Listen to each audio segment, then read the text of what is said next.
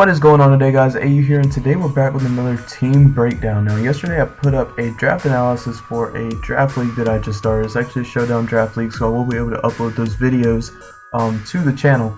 And if you haven't checked that out, I'll leave a link to it in the description below. It'll also be on the end cards of this video, so if you make it all the way through, you'll have an easy way to get there. I will say, I don't know how great that video is done just yet, because I'm actually recording this before I actually see the upload, but I will say that the support that we're seeing is great, and I really want to keep that going. If you're new here, a little bit about me. I play a lot on the M game ladder. I'm also AU in game, in case any of you have ran into me on ladder. I play a good bit, and just recently I hit number 3 on the in-game ladder. So very soon there should be a breakdown of that team going up and a battling video of that team going up, so look forward to that.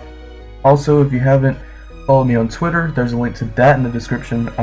Follow me on Twitter. That's where you get early access to all my teams. I'll always post them there before I post them anywhere else, so if you haven't followed me on Twitter, go ahead and do that. Now we're gonna jump into this team. A lot of you may realize I have been loving Vanillix really recently. Vanillix is super underrated in my opinion, and a great Pokemon overall. Now, we're running the same Vanillix set that I've been running. Focus Sash, Snow Warning, Aurora Veil, Blizzard, Freeze Dry, Protect, and then just max speed, max special attack. Now, I don't have to tell you, it sets its own hell. It sets Aurora Veil. I have another video with the Vanillix team. It's actually a hell-based team on the channel, so I'll also link that one if you want to check that out. It's really fun to use, and a little bit of this team came from inspiration from that team, but Vanillix is basically here to set Aurora Veil. You can see we've got some bulky mons behind, Mudsdale, Milotic. Haxorus has some good natural bulk, and yeah, so you'll see why Aurora Veil is really important to this team in a little bit. Now, next up we have Cinderace. As I was building the team, I had Chandelure here, a Choice Scarf Chandelure, but I felt like I needed another physical type attacker, and Cinderace really fit that role because its base speed is just super high. It has a really nice speed tier to where a Dragapult at +1 will still underspeed Cinderace that's in Tailwind. So usually a Dragapult at +1 would outspeed most Pokemon when even they're in Tailwind. So like my Vanillix, right? A Dragapult at +1 outspeeds Vanillix in Tailwind. Cinderace also outspeeds Scarf Darmanitan when it's in Tailwind. So it's in that really nice speed tier of being able to outspeed those two Pokemon with their speed boosts if they don't have Tailwind up also. Now, I did run Choice Band because I actually have Life Orb on Haxorus. I usually run Life Orb on Cinderace, but I think I like Choice Band on Cinderace. I have Pyro Ball, High Jump Kick, Iron Head, U-Turn. U-Turn is for like a fast pivot lead, so if I U-Turn, I usually lead with like Vanillix if they aren't threatening with Tailwind. I would lead Vanillix and U-Turn Cinderace out depending on their lead, and then bring in Mudsdale behind Aurora Veil or Milotic, one of the two. But it's a really good fast pivot. Pyro Ball is like base 120 power, 90% accuracy, so that kind of is bad about it, but it can also burn the target. It's super powerful. Cinderace's raw power is just insane. High Jump Kick for coverage, Iron Head also for coverage. If you do decide to max Cinderace, it pairs really well with Mudsdale and Milotic to boost their defenses. Now next we have Mudsdale. The main core of this team is actually Mudsdale Milotic, and the reason for that is Milotic is super bulky. So I used to pair Milotic up with Excadrill, but I really like Mudsdale on this team behind Aurora Veil because you can take a lot more hits, get your stamina boost, get that body press boost. You can max Mudsdale with the Assault Vest. It just becomes a super tank. You can boost your special defense, you can boost your physical defense, you can also boost Milotic's special and physical defense, which makes it a monster. So I'm running Assault Vest, I'm running Stamina. I've got it just set as max HP, max attack for special defense. Nothing really special there. Also, Max Knuckle from Mudsdale really pairs well with Cinderace and Haxorus. So Mudsdale is usually the main Dynamax candidate for this team. Its ability to boost all your team stats is super good, and that's kind of what I wrap this team around. So that's the thought process behind Mudsdale. Now we get on to MILOTIC. MILOTIC, I think, is pretty underused. MILOTIC is a very bulky water type. I like to put MILOTIC in places of where Togekiss usually would go. Say, like, I have Whimsicott already, and I don't really want another steel type. What am I trying to say? I don't want another Pokemon that's weak to steel types, because I have it in Vanillix and Whimsicott. And MILOTIC actually resists steel types, which is, I also wanted a water type for this team.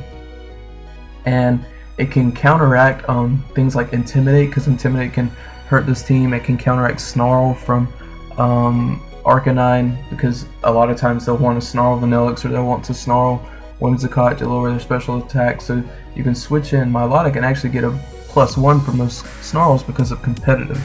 So competitive, it raises your special attack by 2 if your stats are lowered by a foe. It's basically Defiant but for special attack. We got Scald, and I'm running Blizzard. I had Icy Wind, but I think Blizzard is really good because Hail is up for most games, especially if you bring Vanillix in the back. You can pretty much control when the Hail is up. And then Scald, just for the burn chances. Being able to burn a target with Scald really helps out the team. It just makes it all that much bulkier. And then we've got Recover and Protect. Recover just because MILOTIC's already hard to kill, so Recover is never a bad option, and Protect because it's VGC and you're going to need Protect. So the spread behind this one is, I think on the defensive side I calced for a Banded Arcanine, but I don't remember if it was Max Lightning or Wild Charge, but I'm pretty sure it was Max Lightning. I think this lives Max Lightning from... No, it had to have been Wild Charge because Banded doesn't take effect in Dynamax. So it would have been Banded Wild Charge. We live Banded Wild Charge just in our defensive spreads right here. Now, speed, it's Speed Crept, Dragapult. So when MILOTIC's in Tailwind and Dragapult is just base speed, we outspeed Dragapult by 1.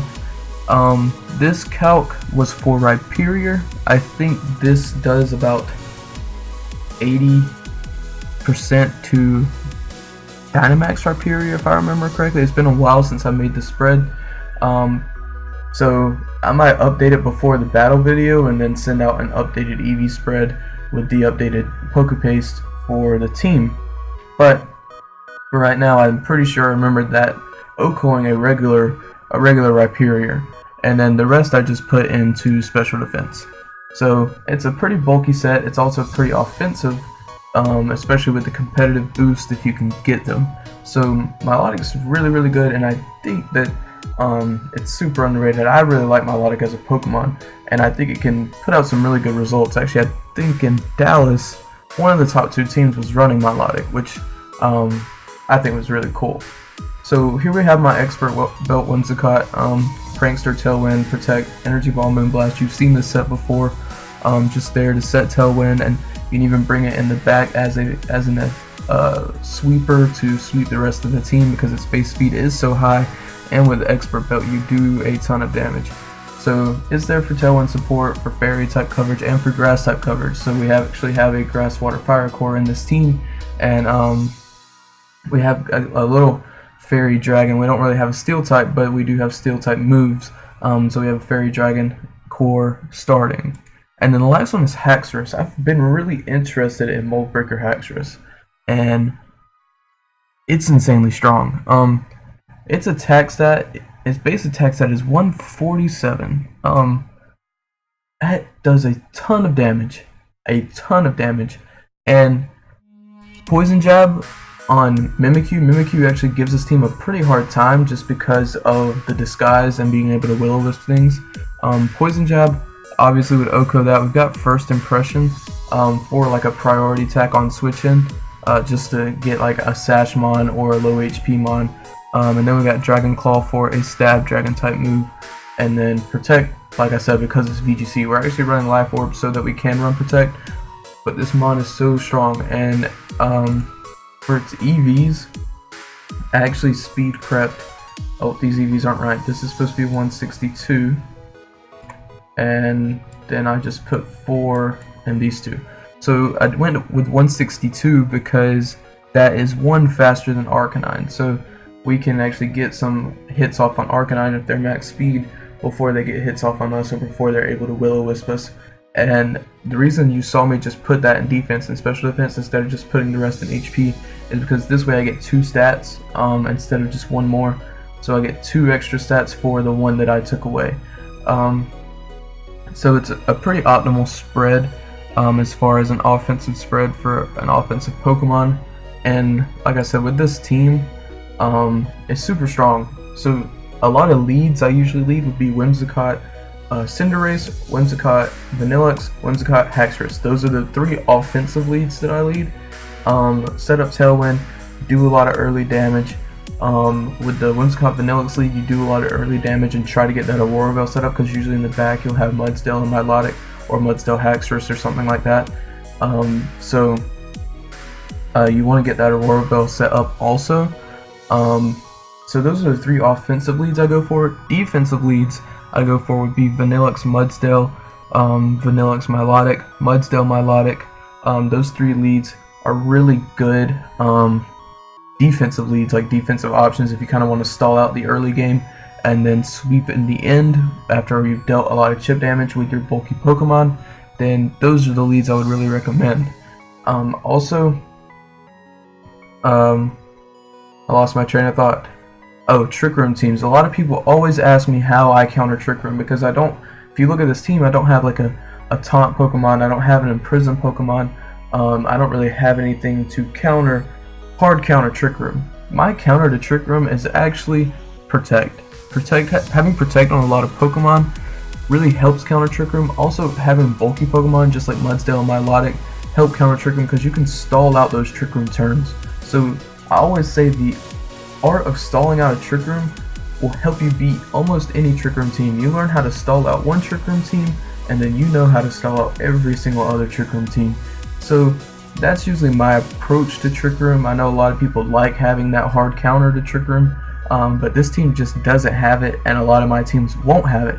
So I really do want to try to showcase, I think I'm going to try to showcase a battle against the Trick Room team next video, just so people can see how you kind of stall out those Trick Room turns. And without Trick Room, you're not really doing, without Trick Room, the opponent isn't really doing a lot of damage to you at the end of the game, because you, at this point, you've dwindled their Pokemon down to low HP percents, and they don't have the speed control anymore, so you're also faster than them, which puts you in a huge advantage. Even if it's like 2 versus 3, you're still in a huge advantage because you can get those knockouts pretty easily. And Rhyperior doesn't really give this team a lot of headaches with Milotic and Mudsdale. Like you can handle Rhyperior pretty easily. So that's just one thing I wanted to point out, because I always get questions about how do you deal with Trick Room, how do you deal with Trick Room. So that's just what I wanted to point out. And I think this team's super fun. Haxorus is super fun to use. Milotic is super fun to use. Those are 2 Pokemon you don't really see a ton. Cinderace is really fun to use. That's another Pokemon you don't see a ton, and you're going to be surprised at the success that I have with Cinderace in a few days. But with that, guys, I think I'm going to leave you here. So like, comment, and subscribe, and I'll catch you guys in the next one. See ya.